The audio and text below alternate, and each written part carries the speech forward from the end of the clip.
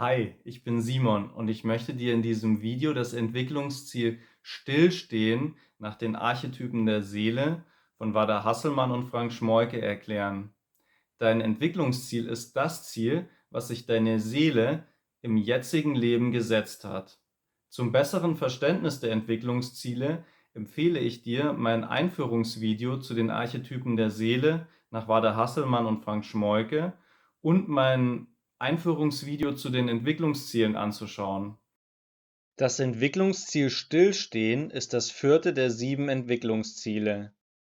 Weil es sich in der Spalte der Energie 4 befindet, gehört es zur lehrenden, neutralen und ordnenden Energie 4.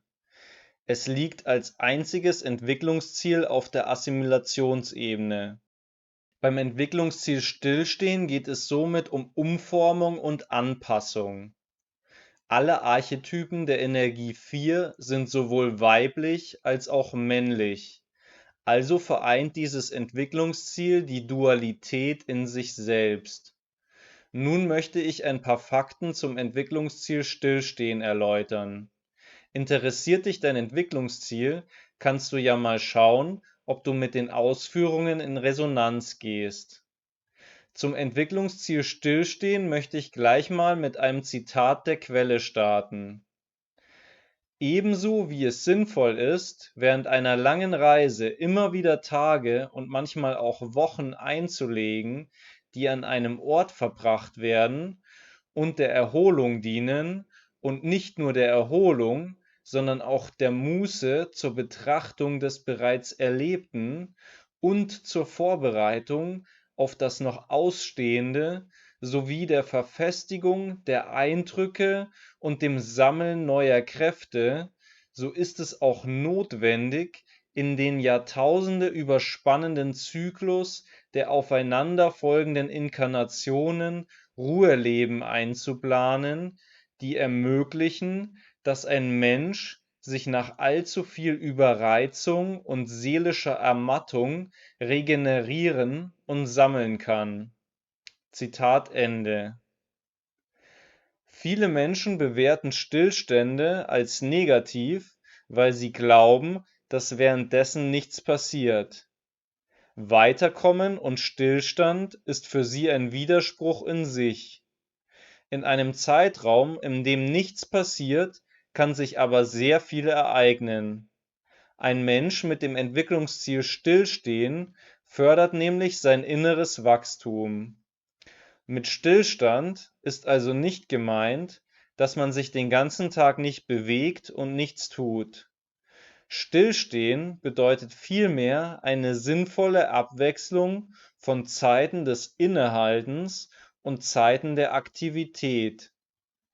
Zwingt man Menschen mit dem Entwicklungsziel Stillstehen gegen ihren Willen zu einer Beschleunigung ihres Alltagslebens, ist die Wahrscheinlichkeit hoch, dass sie krank werden und die Seele sich so eine Möglichkeit der Beruhigung verschafft. Sie könnten Beschwerden im Bewegungsapparat und Nervenprobleme bekommen, Verletzungen infolge von Stürzen erleiden und chronische Erkrankungen ausbilden. Möglich wäre aber auch, dass sich die Seele bereits in einen Körper inkarniert hat, der Behinderungen und chronische Leiden aufweist. Auf intellektueller Ebene hat sie dahingegen normalerweise keine Einschränkungen und ihr Geist ist während des Stillstehens sehr aktiv. Menschen mit Entwicklungsziel Stillstehen wechseln ungern ihren Wohnort und benötigen eine ruhige und beschützte Umgebung. Sie sind wahrscheinlich in bestimmten Zeitabschnitten gerne allein. Zudem suchen sie Partnerschaften mit möglichst wenig Aufregung und Dramen.